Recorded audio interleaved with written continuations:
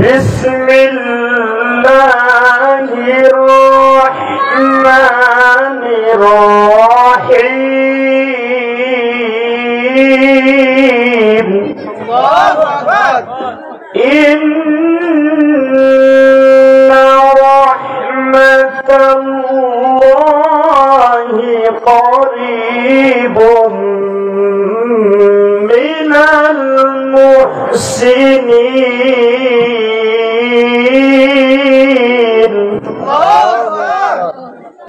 قال رسول الله صلى الله عليه وسلم قال الله تعالى إن أوليائي تحت قضائي لا يعرفهم غيري إلا أوليائي. قال الله تعالى في كلامه المجيد وفي الفرقانه الحميد قل لا أسألكم عليه أجرا إلا المودة في القربى.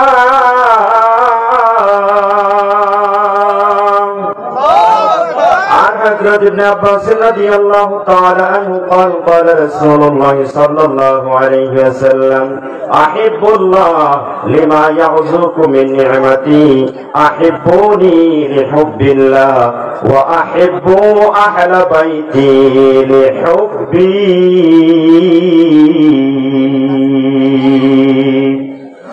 في شان حبيبه ومعشوقه مخبرا وآمرا إن الله وملائكته يصلون على النبي يا أيها الذين آمنوا صلوا عليه وسلموا تسليما. اللهم صل على ما شاء الله أوازي مولانا محمد وعلى آله.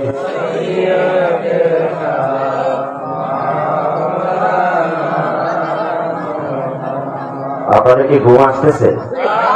আওয়াজে বোঝা যায় অর্ধেক ঘুমে অর্ধেক সজাগ। তাহলে একটু মদিনার কামলিওয়ালার দিকে রুজু হয়ে অন্তরটাকে নরম করে মহাব্বতে জোরে জোরে একটু দূরে শুয়ে পড়ি। আল্লাহুম্মা সাল্লি মাশাআল্লাহ মাওলানা মুহাম্মদ ওয়া আলা আলি সাইয়্যিদিনা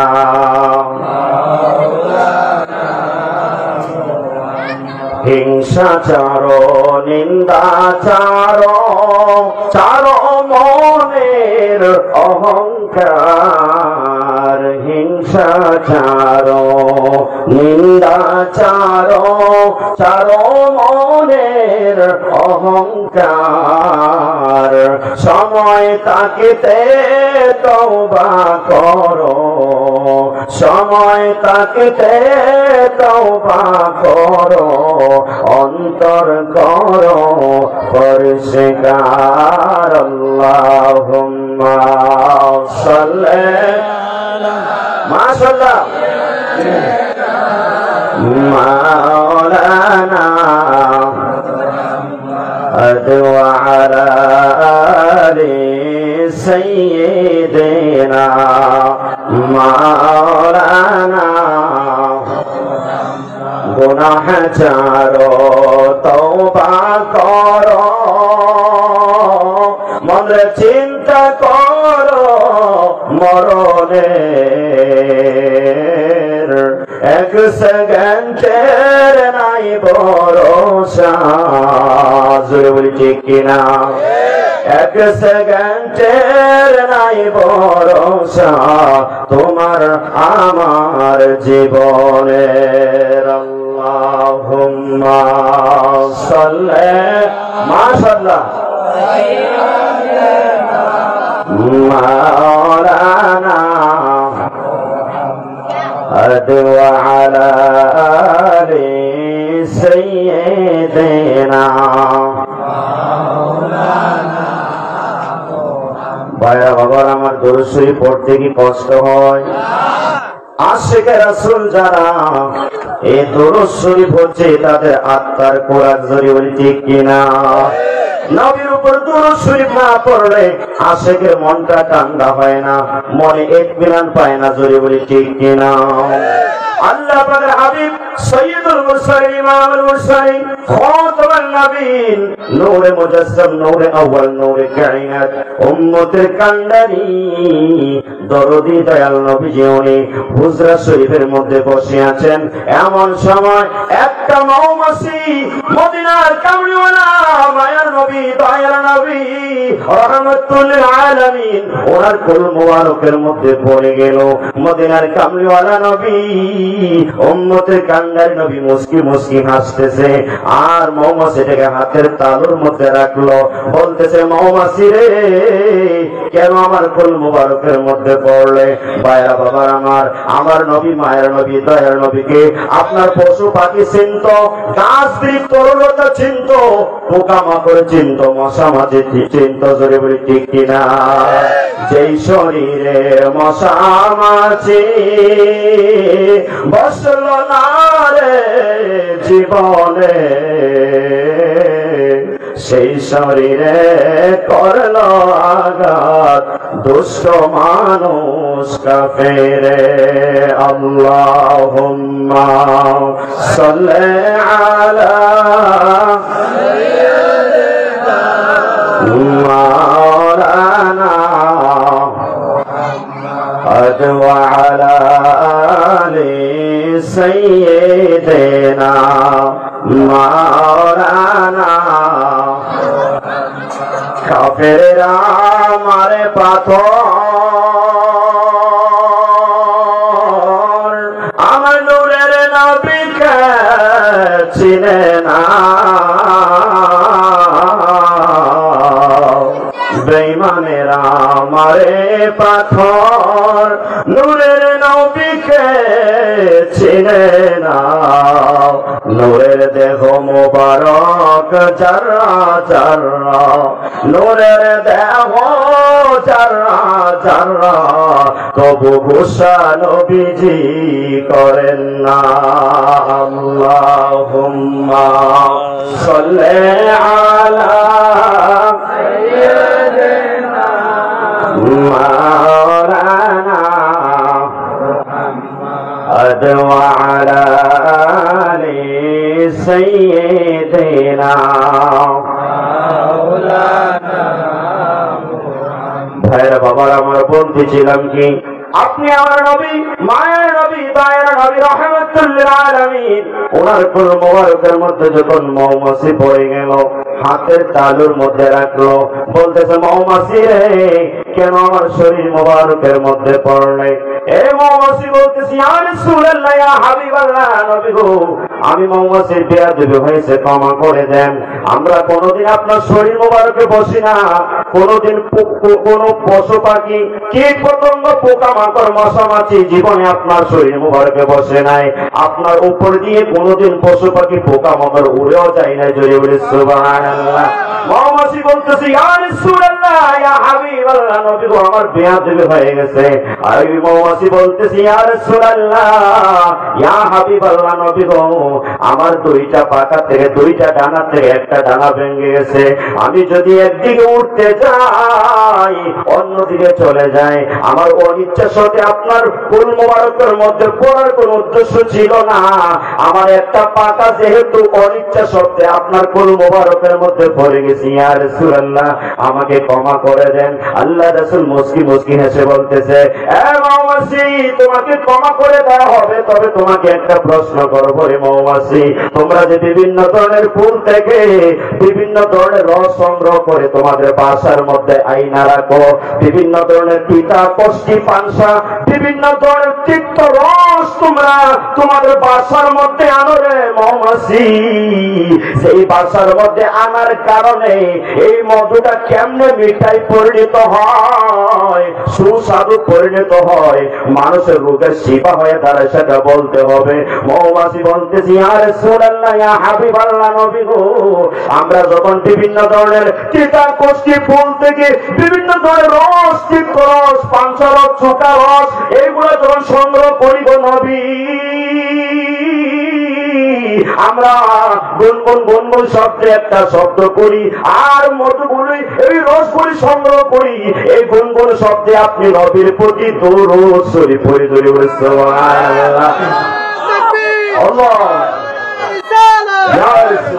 সুন্নাত ওয়াল জামাত জিন্দাবাদ, মাওলানা মুফতি কাউসার আহমেদ মুজাহিদি সাহেব জিন্দাবাদ জিন্দাবাদ। ভাইরা বাবার আমার বলতেছি, ইয়া রাসূলুল্লাহ, ইয়া হাবিবাল্লাহ, নবী গো, এই দরুদ শরীফ পড়তে পড়তে বিভিন্ন ধরনের ফুল থেকে যখন রসগুলি সংগ্রহ করি, আপনি নবীর উপর দরুদ শরীফ পড়ার কারণে, দরুদ শরীফের পড়ার বরকতে আল্লাহ রাব্বুল আলামিন বিভিন্ন ধরনের তিতা কষ্টি পানসা রসগুলি মিঠাই পরিণত করে দেয়, মানুষের রোগের শিফা হয়ে দাঁড়ায়। জোরে বলি সুবহানাল্লাহ, আল্লাহ আল্লাহ আল্লাহ আল্লাহ আল্লাহ আল্লাহ আল্লাহ আল্লাহ আল্লাহ আল্লাহ আল্লাহ আল্লাহ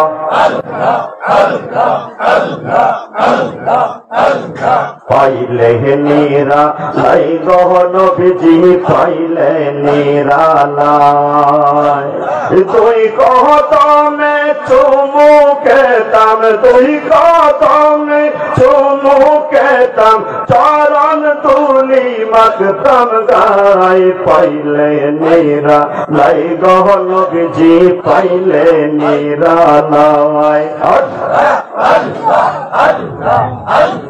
নয়ন জলে কান্দে নিরালায়, দয়াল নবীজি রইলাম আপনার কদমের আশায়। আল্লাহ আল্লাহ আল্লাহ, পারা পারা আপনাকে দেখিবার মনে চাই, নূরের নবীজি রইলাম আপনার দিদারের আশায়। আল্লাহ আল্লাহ আল্লাহ আল্লাহ আল্লাহ আল্লাহ, আপনার প্রেমে পাগল হইয়া আশিক কত হইয়া, আপনার প্রেমে পাগল হইয়া আশিক কত হইয়া, কেন্দে কেন্দে রাত্রি যে পোহায়, দয়াল নবীজি রইলাম আপনার দিদারের আশায়। আল্লাহ আল্লাহ আল্লাহ আল্লাহ আল্লাহ আল্লাহ আল্লাহ, মাশাআল্লাহ। জীবনে আর মহরণে ফুলসে রাতের কিনারে, তারাই সামনে পেতে আপনায়, দয়াল নবীজি রইলাম আপনার শাফায়াতের আশায়। আল্লাহ আল্লাহ আল্লাহ আল্লাহ আল্লাহ আল্লাহ আল্লাহ আল্লাহ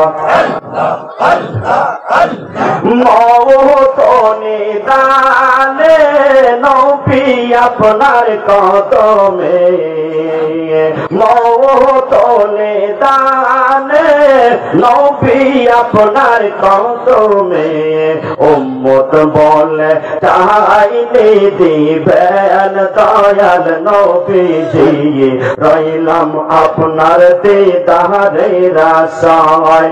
আল্লাহ আল্লাহ আল্লাহ মাশাআল্লাহ, আল্লাহ আল্লাহ আল্লাহ আল্লাহ আল্লাহ আপনাকে দেখিবার মনে চাই দয়াল নবীজি রইলাম আপনার দিদারের আশায় নয়ন জলে কান্দে নিরালায় দয়াল নবীজি রইলাম আপনার কদমের আশায় আল্লাহ আল্লাহ আল্লাহ আল্লাহ আল্লাহ আল্লাহ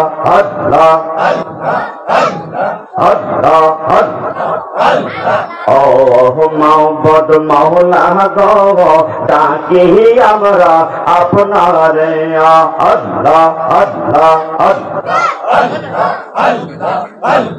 আজকের মাহফিল কবুল করেন গো আজকের মাহফিল কবুল করেন গো আমার দয়াল নবীর খাতিরে ও মাওবুদ মাওলা গো ডাকি আমরা আপনারে আল্লাহ আল্লাহ আল্লাহ আল্লাহ আল্লাহ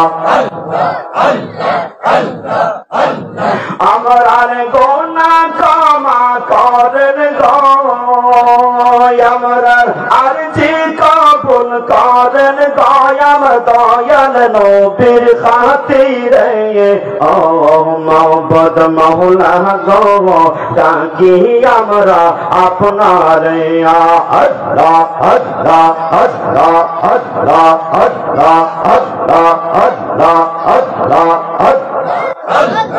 আল্লাহ মাশাআল্লাহ আল্লাহ صدقہ خالق مالک تو اللہ اللہ اللہ ہو صدقہ خالق مالک تو اللہ اللہ اللہ ہو تجھ سے عالم رنگ ہو اللہ اللہ اللہ ہو تجھ سے عالم رنگ ہو اللہ اللہ اللہ ہو ظاہر باطن شان تیری جسم تیرا جان تیری ظاہر باطن شان تیری جسم تیرا جان تیری جیسے پھولوں میں خوشبو اللہ اللہ اللہ ہو اللہ اللہ اللہ ہو صدقہ خالق مالک تو اللہ اللہ اللہ ہو تجھ سے عالم رنگ ہو اللہ اللہ اللہ ہو تجھ سے عالم رنگ ہو اللہ اللہ اللہ ہو ظاہر باطن شان تیری جسم تیرا جان تیری ظاہر باطن شان تیری جسم تیرا جان تیری جیسے خولوں میں خوشبو اللہ اللہ اللہ ہو اللہ اللہ اللہ ہو اللہ اللہ اللہ ہو মাশাআল্লাহ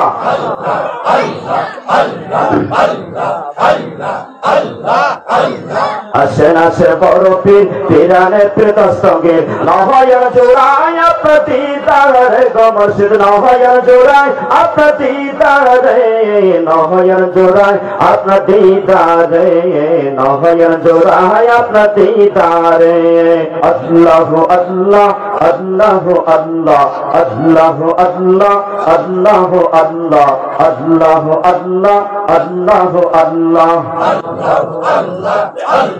জয় কর শরণ তার হয় না মরণ জয় কর শরণ তার হয় না মরণ আওয়ালে আর আখিরাত মুর্শিদ আওয়ালে আর আখিরে নহয়ার জোড়ায় আপনার দিদারে নহয়ার জোড়ায় আপনার দিদারে আল্লাহ আল্লাহ আল্লাহ আল্লাহ আল্লাহ আল্লাহ আল্লাহ আল্লাহ আল্লাহ আল্লাহ আল্লাহ আল্লাহ লা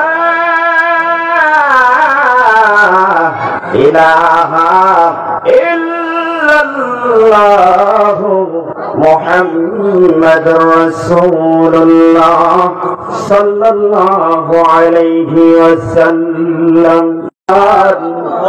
মধুর সুরে কোরআন তেলাওয়াত হচ্ছে, আবেগ ব্যক্তি খুঁজতে খুঁজতে আপনার গোরস্থানের ভিতরে ঢুকে গেল। হঠাৎ করে দেখা যায় রে একটা কোণার মধ্যে একটা কবরের থেকে, কবরের ভিতর থেকে কোরআন তেলাওয়াতের আওয়াজ আসতেছে। আবেগ ব্যক্তিরা তাজ্জব হয়ে গেল, ব্যাপারটা কি? ভাইরা বাবার আমার, হাফেজ সাহেব দুইজন আমার সামনে বসে আছে। হাফেজ সাহেবগণ এক সূরা থেকে যখন অন্য সূরা যাবে তখন কিন্তু একটু শ্বাস নেয়, জোরে বলে ঠিক কিনা? বিসমিল্লাহ শরীফ পড়ে অন্য সূরা তেলাওয়াত করে এমন সময় আপনার যখন উনি একটু রেস্ট নিল, আবেগ ব্যক্তি, জীবিত ব্যক্তি সালাম দিলেন, আসসালামু আলাইকুম ইয়া আহলাল কবর, এ কবরবাসীরা আপনাদের প্রতি সালাম, আপনাদের প্রতি আল্লাহ পাকের রহমত শান্তি বর্ষিত হোক, জোরে বলে সুবহানাল্লাহ। ভাইরা বাবার আমার, এখান থেকে বোঝা যায় কবরবাসীকে আমরা সালাম দেই কি দেই না? ভাইরা বাবার আমার, বাতিল পন্থী আছে তারাই কিয়াম করা যাবে না।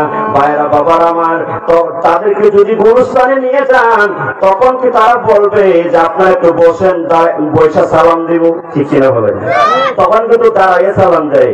ভাইরা বাবার আমার, কবরের মধ্যে সুদখোর আছে, মদখোর আছে, জিনাখোর আছে, পাঁচ মিশরি মিলাই আছে, মুমিন বান্দা আছে, আল্লাহর ওলি আছে, সবই মিলে কিন্তু গুরুস্থান ধরে বলে ঠিক কিনা? তখন কিন্তু সবাইকে একসাথে তারাই সালাম দিতে হয়, ঠিক কিনা বলেন? বলতেছিলাম কি ভাইরা বাবার আমার, আবেগ ব্যক্তি যখন সালাম দিল দুইজনের মধ্যে কথা হইতেছে। আবেগ ব্যক্তি বলতেছে, আপনি কত বছর যাবত কবরের ভিতরে কোরআন তেলাওয়াত করতেছেন, কত সময় যাবত করেন? ওই আবেগ ব্যক্তি বলতেছে, আবেগ ব্যক্তিকে মোটা ব্যক্তি বলতেছে, এই আবেগ ব্যক্তি আমি দুনিয়ার জমিন থেকে বিদায় হয়ে গেছি, আজকে 30 বছর হয়ে গেছে। আল্লাহ পাক আমাকে ব্যবস্থা করে দিয়েছেন, আমি কবরের ভিতরে কোরআন তেলাওয়াত করতে পারি, আমি হাফেজ সাহেব ছিলাম। ভাইরা বাবার আমার, যেই আমল করবে এই আমলটা উত্তম আমলটা হোক, আপনার বদকার আমল হোক, আল্লাহ পাক তাকে এই কবরের মধ্যে ব্যবস্থা করে দিবি। ওই লোকটা বলতেছে 30 বছর হয়ে গেছে, রাত দিন 24 ঘন্টা আমার কোন খাওয়া পড়া নাই, 24 ঘন্টা কোরআন তেলাওয়াত করি। আবেদ লোকটা বলতেছে, হে ব্যক্তি, দুনিয়াতে যারা কোরআন তেলাওয়াত করে হাদিস শরীফের মধ্যে রয়েছে আল্লাহ রাসূল বলেন, মান ক্বারা হারফান মিন কিতাবিল্লাহি ফালাহু বিহাসানাতু ওয়াল হাসানা বিআশরি আমসালিহা, লা আকুলু আলিফ লাম মিম হরফ ওয়ালাকিন আলিফ হরফ ওয়া লাম হরফ ওয়া মিম হরফ, জোরে বলে সুবহানাল্লাহ। আল্লাহ রাসূল বলেন, দুনিয়ার মানুষেরা যারা কোরআন শরীফের একটা হরফ পড়বে, একটা হরফের বিনিময়ে আল্লাহ একটা নেকি দিবেন, একটা নেকিকে আল্লাহ 10 গুণে বর্ধিত করবে, জোরে বলে সুবহানাল্লাহ। আমি বলি না রে আলিফ লাম মিম তিনটা হরফ মিলে একটা হরফ, বরংস আলিফ একটা হরফ, লাম একটা হরফ, মিম একটা হরফ। কোন মানুষ যদি আলিফ লাম মিম পড়তে দেরি, 30টা নেকি তার আমল নামায় যোগ হইতে দেরি না। কোন মানুষ যদি পড়ে আলহামদু বললে 5টা হরফ হয়ে যায়, 5 10 50 নেকি তার আমল নামায় দেওয়া হয়, জোরে বলে সুবহানাল্লাহ।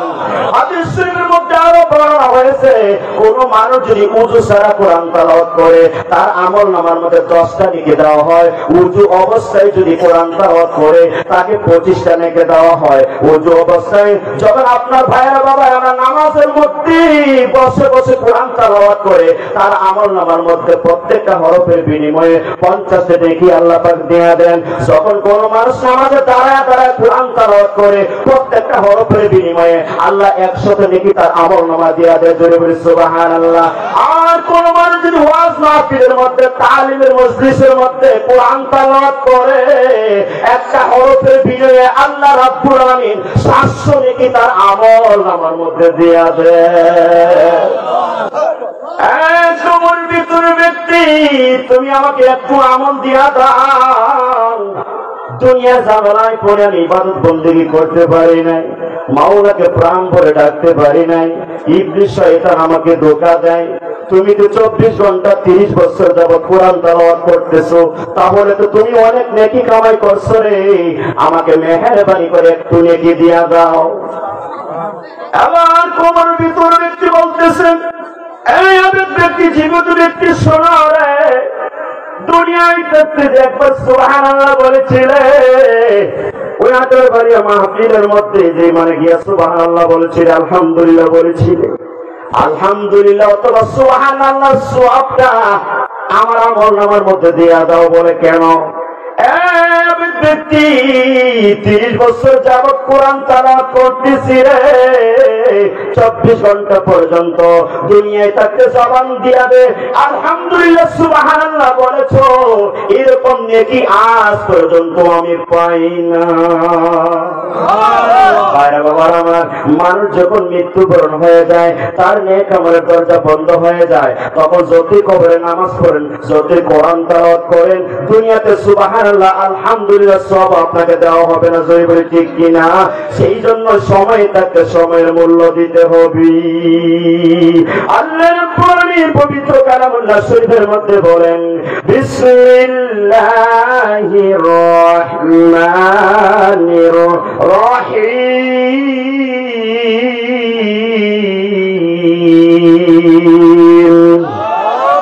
কুনু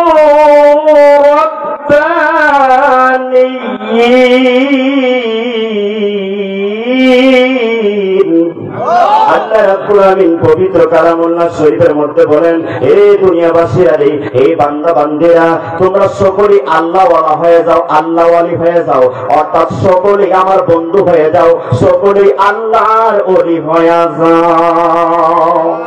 ভাইরা বাবার আমার, ও যুবক ভাইরা আমার, মা বোনেরা আমার, গভীর মনোযোগ। দুনিয়াটা আল্লাহ তামসার জন্য পাঠায় নাই, হাসি ঠাট্টা করার জন্য পাঠায় নাই, আল্লাহ পাকের মারিফত মহব্বত হাসিল করার জন্য পাঠিয়েছেন, আল্লাহর বন্ধু হওয়ার জন্য পাঠিয়েছেন।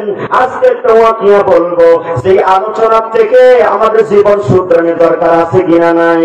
ভাইরা বাবার আমার, হযরত মানে বাদশাহ হারুন রশিদের সন্তান, মাত্র 16 বছরের যুবক। কয় বছরের যুবক? 16 বছরের যুবক। ওই যুবকটা আপনার একজন আল্লাহর ওলি হয়ে গেছে। জোরে বলে সুবহানাল্লাহ। ভাইরা বাবার আমার, আল্লাহর ওলি কিন্তু পিছনে লেখা থাকে না যে সাবধান আমার সাথে বিয়াদবি করবে না, আমি আল্লাহর ওলি। এর সাইনবোর্ড লেখা থাকে। একজন রিক্সা ড্রাইভারও আল্লাহর ওলি হইতে পারে, একজন রিক্সা ড্রাইভারও মদিনার কামলিওয়ালা দিদার পাইতে পারে। জোরে বলে ঠিক কিনা? যদি সে আশেকের রাসূল হয়, আমার নবী তার আপন হয়, স্বপ্ন যুগে নবীর দিদার মোবারক নসিব হয়। জোরে বলে ঠিক কিনা? আপনি মেহেরবান নবীজি, আপনি মেহেরবান, ওগো নবীজি আপনি মেহেরবান, আপনি মেহেরবান, ওগো নবীজি আপনি মেহেরবান, ওগো নবীজি আপনি মেহেরবান। জীবনে একবার দেখিলে, নয়নে একবার দেখিলে, জুড়াইতাম পরাণ, ওগো নবীজি আপনি মেহেরবান, আপনি মেহেরবান, ওগো নবীজি আপনি মেহেরবান, জীবনে একবার দেখিলে, নয়নে একবার দেখিলে, স্বপ্নে একবার দেখিলে, দু চোখ হয় হারাম, ওগো নবীজি আপনি মেহেরবান, আপনি মেহেরবান, ওগো নবীজি আপনি মেহেরবান,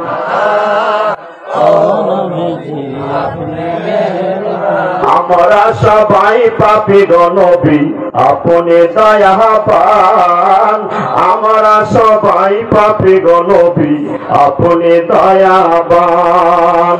আপনার নামের দোহাই দিলে, আপনার নামের দোহাই দিলে, মুশকিল হয় ইহসান, ওগো নবীজি আপনি মেহেরবান, আপনি মেহেরবান,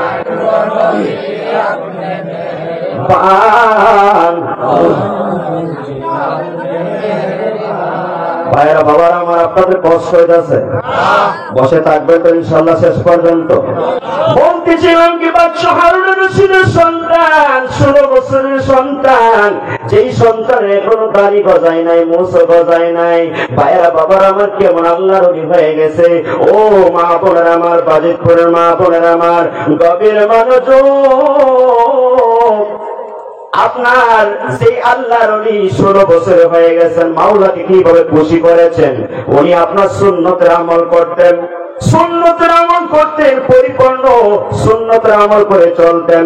বাদশার চাকচিক্য তার পছন্দ হইত না, বাদশার পোশাক তার পছন্দ লাগতো না। এই দুনিয়ার ধন সম্পদের উনি লোভ লালসা ছিল না। জোরে বলে সুবহানাল্লাহ। ভাইরা বাবার আমার, আল্লাহর ওলি যারা হয়ে যায়, মুমিন বান্দা যারা হয়ে যায়, তারা অল্প আহারে সন্তুষ্ট হয়। জোরে বলে ঠিক কিনা? সব সময় মাওলার শুকরিয়া আদায় করে। সমাজের মধ্যে চলতেছে, ভাইরা বাবার আমার, দেখবেন কোন মানুষ যদি সুন্নতের আমল করে, নবীর তরিকা অনুযায়ী চলে, কিছু ইবলিস মার্কা মানুষ আছে, তাকে ভালোবাসে না। জোরে বলে ঠিক কিনা? তাকে টিটকারি মস্কারি দেয়। উনি সুন্নতের আমল করতেছে, আপনার গ্রামের মধ্যে সমালোচনা সৃষ্টি হয়ে গেল।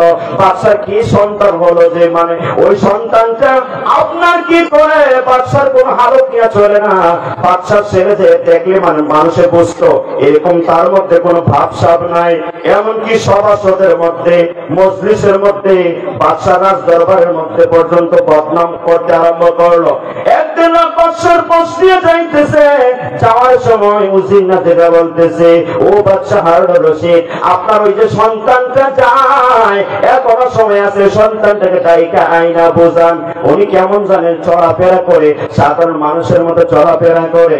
এবার বাদশা ডেকে আনলো, বাবা রে, আমার লজ্জা হয়, আমার খুব শরম হয়, তুমি বাদশাহী পোশাক লইয়া চলবা, বাদশাহী বাপসাপ নিয়ে চলবা, এমন ভাবে ভঙ্গিমা নিয়ে চলবা মানুষ দেখে বুঝতো তুমি বাবার সন্তান, বাদশাহের সন্তান, বাঘের বাচ্চা, বাঘ। জোরে বলে ঠিক কিনা?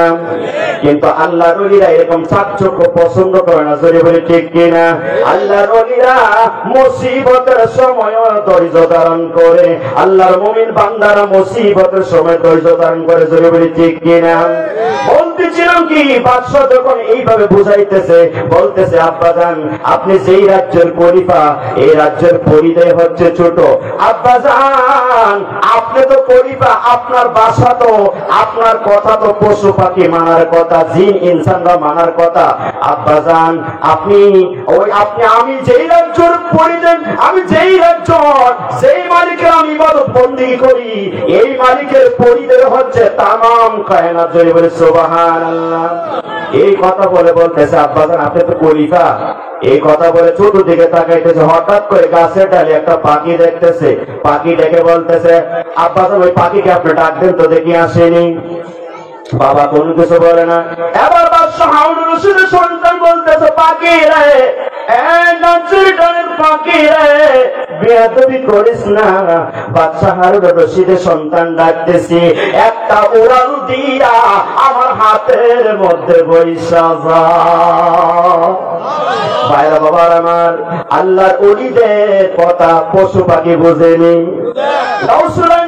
আব্দুল কাদের জিলানী রাহমাতুল্লাহ আলাইহি ছোটবেলায় ওনার বাবার অনেক গরু ছিল, গরু চড়াইতে গেছেন। হঠাৎ করে একটা গরু কোমর দিয়া ধাক্কা মারছে। ধাক্কা মারার পরে আব্দুল কাদের জিলানী রাহমাতুল্লাহ আলাইহি রাগান্বিত হয়ে তাকাইলেন। এবার গরুটা বলতেছে, আল্লাহ, ও আমার মাওলা, আপনি আমার জবানটা খুলে দেন, আপনার মহান ওলির সাথে কিছু কথা বলতে চাই। আল্লাহ জবান খুলে দিতে পারে কি পারে না? আল্লাহ জবান খুলে দিল। ওই গরুটা বলতেছে, আল্লাহর ওলি, ও আব্দুল কাদের জিলানী রাহমাতুল্লাহ আলাইহি, আপনি যে গরু চড়াইতে আসছেন, আপনার জন্য সেটা মানায় না। আপনি একটা কাজ করুন, দিনের তালিমের কাজে চলে যান, মানুষকে, পথহারা মানুষদেরকে পথের সন্ধান দেন, প্রত্যেকটা মানুষের জান্নাতের সংবাদ দেন, প্রত্যেকটা মানুষের মদিনার কামলিওয়ালাকে চিনায়া দেন, তারা যেন মদিনার কামলিওয়ালাকে চিনতে পারে। আপনার জন্য গরু চড়ানো সেটা মানায় না। জোরে বলে সুবহানাল্লাহ। তখন থেকে উনি আর গুরু চালান নাই, উনি বাগদাদে 400 মাইল দূরে চলে গেছেন ইলম শিখার জন্য। জোরে বলি সুবহানাল্লাহ ওয়ালহামদুলিল্লাহ লা ইলাহা ইল্লাল্লাহ লা ইলাহা ইল্লাল্লাহ লা ইলাহা ইল্লাল্লাহ সুবহানাল্লাহ ওয়ালহামদুলিল্লাহ লা ইলাহা ইল্লাল্লাহ লা ইলাহা ইল্লাল্লাহ লা ইলাহা দীপানে সে মনে রে আমার আর দিও না যন্ত্রণা, দীপানে সে মনে রে আমার আর দিও না যন্ত্রণা। হয় রে দন যদি হইতাম তনি যাইতাম সোনার মদিনা। হয় রে দন যদি যাইতাম সোনার মদিনা। সুবহানাল্লাহ ওয়ালহামদুলিল্লাহ লা ইলাহা ইল্লাল্লাহ লা ইলাহা ইল্লাল্লাহ লা ইলাহা ইল্লাল্লাহ ইলাহা ইল্লাল্লাহ মুহাম্মাদুর রাসূলুল্লাহ সাল্লাল্লাহু আলাইহি ওয়াসাল্লাম। পাখিকে যখন ডাক দিয়ে দিল, পাখি একটা উড়াল দিয়া বাদশা হারুন রশিদের সন্তানের হাতের মধ্যে বসে গেছে।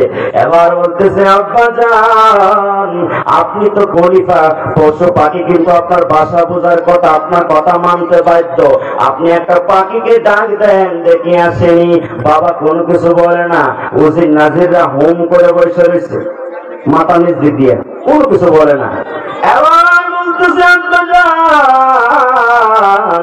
আপনার রাজ্যের মধ্যে থাকলে আপনার কষ্ট হয়, আপনার লজ্জা হয়, আপনি মানুষের কাছে মুখ দেখাইতে পারেন না। আব্বা জান আমি তো মদিনার কামলিওয়ালার পাগল, আমি তো ওলি আল্লাহর পাগল বাবা। ও বাবা আমি এই মুহূর্তে আপনার রাজ্য ছেড়ে চলে যাচ্ছি। এই বাবা আমি চলে যাচ্ছি। এই কথা বলিয়া একখানা তসবিহ হাতের মধ্যে নিয়েছে দুরূদ শরীফ পড়ার জন্য, আরেকখানা কোরআন শরীফ বুকের বিছানা হয়ে গেল। হাঁটতে হাঁটতে হাঁটতে হাঁটতে সোজা বস্ত্রা নগরীর মধ্যে চলে গেল। পাগুনি পড়ে গিয়েছে, আপনার পেটের গিদায় হাঁটতে পারে না। মাটি কাটার লোকের কাছে গিয়ে বলতেছে, মাটি কাটার লোকেরা আমাকে মাটি কাটার মধ্যে রাখবেননি, আমাকে মাটি কাটার মধ্যে রাখবেন। মাটি কাটার লোকেরা দেখতেছে আরে এত সুন্দর একদম যুবক, পত্র করে সন্তান দেখা যায়, তারা তো বাচ্চা ছেলে চিনে না। এবার বলতেছে অসুবিধা নাই, আমাদের সাথে মাটি কাটতে পারেন, আপনি মাটি কাটেন। ভাইরা বাবার আমার মাটি কাটার মধ্যে লেগে গেল। গভীর মনোযোগ। ওই সময়ে আবু আমের বসির রহমাতুল্লাহ একজন আলেম ব্যক্তি, উনি আছে মাটি কাটার লোকের কাছে। আপনাদের মধ্যে কোন রাজমিস্ত্রি আসেনি? আমার বাড়ির দেয়ালটা ভেঙে গেছে, এটা সোজা করে দেওয়ার জন্য বাঁকা হয়ে গেছে। আবার মাটি কাটার লোকেরা বলতেছে আমাদের কাজের অনেক চাপ। ওই যে যুবকটা দেখা যায় রব্বুল আলামিনের কোরআন তেলাওয়াত করতেছে নামাজের বিছানার মধ্যে বসে, ওই যুবকটাকে বলেন রাজমিস্ত্রি কাজ করবে। এবার ওই যুবকের কাছে গেছে, রশিদের সন্তানের কাছে যাইয়া আবু আমের বসির রহমাতুল্লাহ বলতেছে, এই যুবক আপনি কাজ করবেননি? বলতেছে অবশ্যই করব। আল্লাহ রাব্বুল আমিন তো মানুষকে কাজের জন্য সৃষ্টি করেছে। বসির রহমাতুল্লাহ কি কাজ করতে হবে? আবু আমির বসির রহমাতুল্লাহ বলেন রাজমিস্ত্রির কাজ, মাটি কাটার কাজ। অসুবিধা নাই করব। ভাইরা বাবার আমার, বাদশার ছেলে জীবনে রাজমিস্ত্রির কাজ করছে এমন কল্পনা আসেনি। ভাইরা বাবার আমার কোনো প্রশ্নই আসে না। ভাইরা বাবার আমার এই যুবকটা বলতেছে অবশ্যই রাজমিস্ত্রির কাজ করব। আল্লাহর ওলি যারা তাদের কোনো দুনিয়া এবং আখিরাতে কোনো ভয় নাই, চিন্তা নাই, প্যারাসানি নাই, টেনশন নাই, জোরে বলে ঠিক কিনা? তখন কোনো টেনশনে পড়ে আল্লাহ পাক কিভাবে তাদের টেনশন দূর করে দেন। আল্লাহ রাব্বুল আলামিন পবিত্র কালামুল্লাহ শরীফের মধ্যে বলেন বিসমিল্লাহির রহমানির রহিম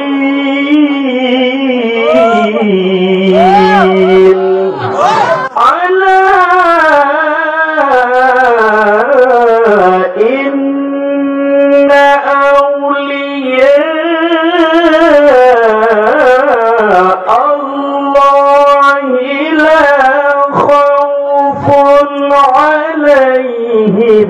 ولا هم يحزنون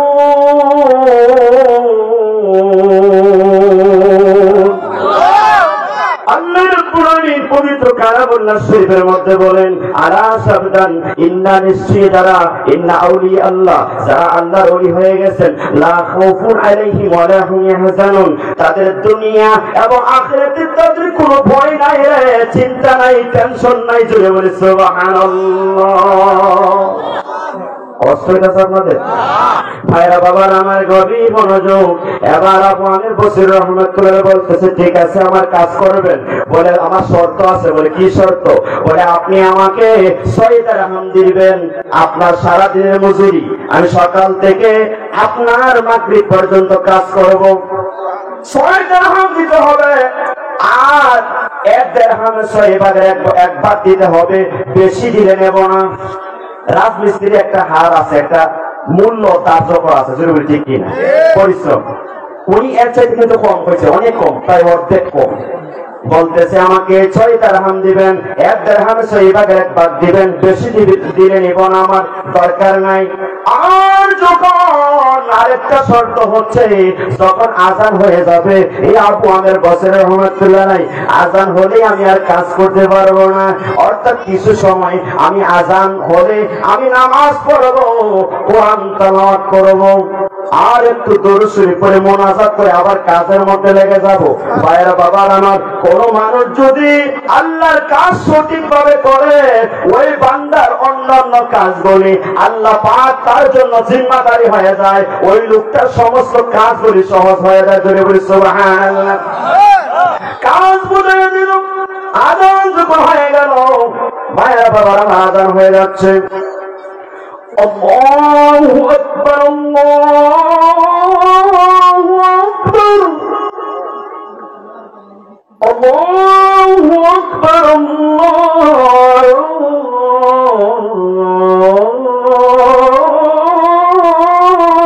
আকবার। মধুর সুরে যখন আজান হয়ে গেল, ওই যুবকটা আপনার নামাজের মধ্যে দাঁড়ায় গেল।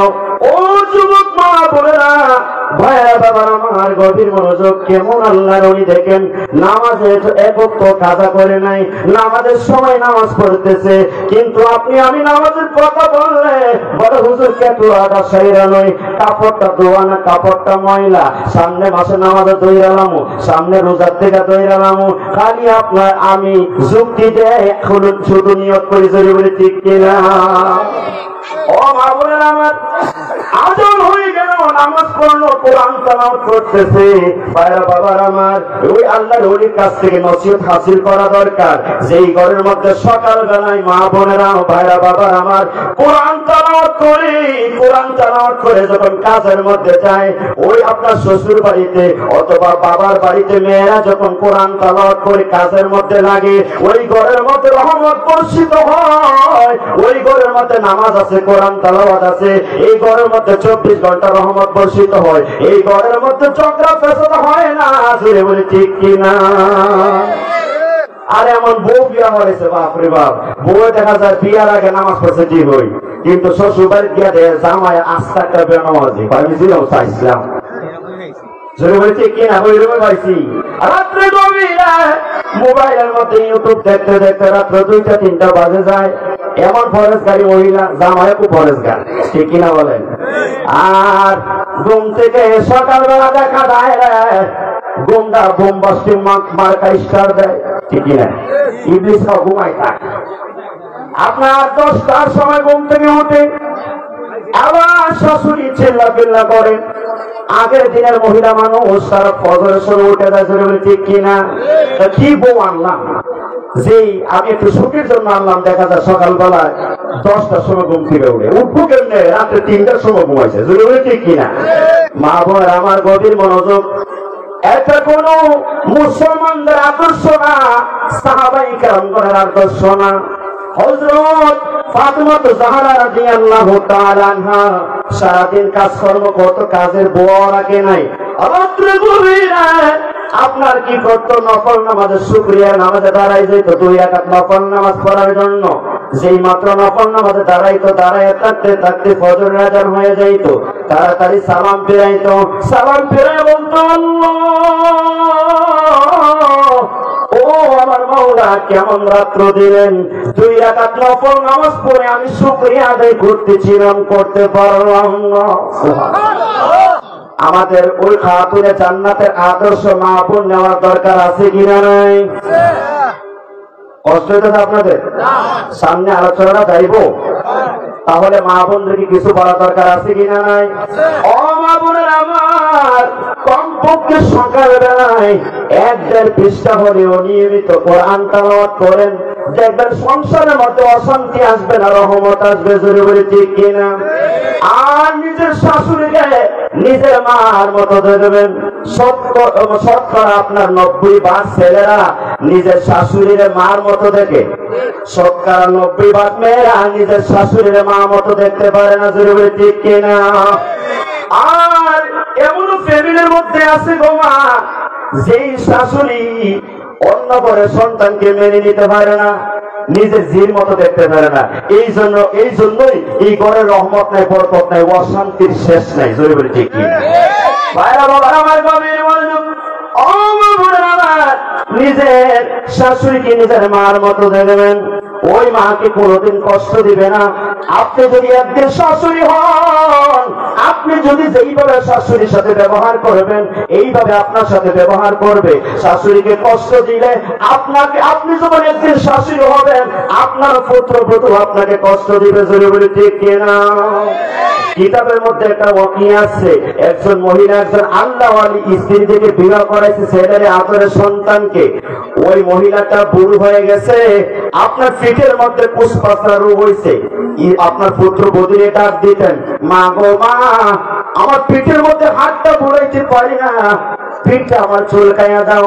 ওই পুত্রবধূরা ছিল আল্লাহওয়ালি, অনেক সুন্দর করে পিঠটা চুলকাইয়া দিত, হাত বোনায় দিত, শাশুড়ি মাথা ছেড়ে দিত। এমন সময় কিছুদিন যাওয়ার পরে ওই পুত্রবধূরা বলতেছে, আম্মা জান, বিয়াদবি ক্ষমা চাই, আমি আপনাকে সুন্দর করে চুলকায় দিতে চাই হাত দ্বারা, ডান হাত দ্বারা। মা গো মা, কেন জানে আপনাকে খেজমত করার সময়, চুলকানোর সময় আমার পাটা আপনার পিঠের মধ্যে উঠে যায়, বারবার উঠে যায়, আমি কষ্ট করে লামাই গো মা, মা আমার বিয়াদবি ক্ষমা করবে, না জানি কোন দিন আমার পা আপনার পিঠের মধ্যে লেগে যায়। এবার শ্বশুরি চাপড়ে চোখের পানি বানায় বলতেছে, এ পুত্রবধূ রে, দে আমাকে পা দিয়ে তুই চুলকায়া দেয়, পাপের প্রায়শ্চিত্ত ভুক্ত হবে। এ পুত্রবধূ রে, আমি একদিন পুত্রবধূ ছিলাম, আমার শাশুড়ি ফুসফাসের রোগ হয়েছিল, আমাকে প্রত্যেকদিন বলতো চুলকায়া দেওয়ার জন্য। আমি বিরক্ত হইয়া হাত দ্বারা না দিয়া আমি পা দ্বারা চুলকায়া দিতাম। আমার জয়ীব শাশুড়ি অত্যন্ত বুড়ি মানুষ ছিল, চোখটা কোনাকুনি আমার দিকে চাইয়া চোখের পানি ফালায় কান্ত, কোনো কিছু বলতো না, যদিও সত্য কথা বলতো। আমি খাবারের মধ্যে তাকে কষ্ট দিতাম। আমার পুত্রবধূ আমাকে পা দিয়ে চুলকায় দেয়, আমার পাপের প্রায়শ্চিত্ত ভুক্ত হবে, জোরে বলে ঠিক কিনা? শাশুড়ির সাথে ভালো ব্যবহার করা দরকার আছে কিনা নাই? ওয়াজ নসিহত মূলত শুনে আমল করার বিষয়, জোরে বলে ঠিক কিনা? এত জিকির করুন, লা ইলাহা ইল্লাল্লাহ, লা ইলাহা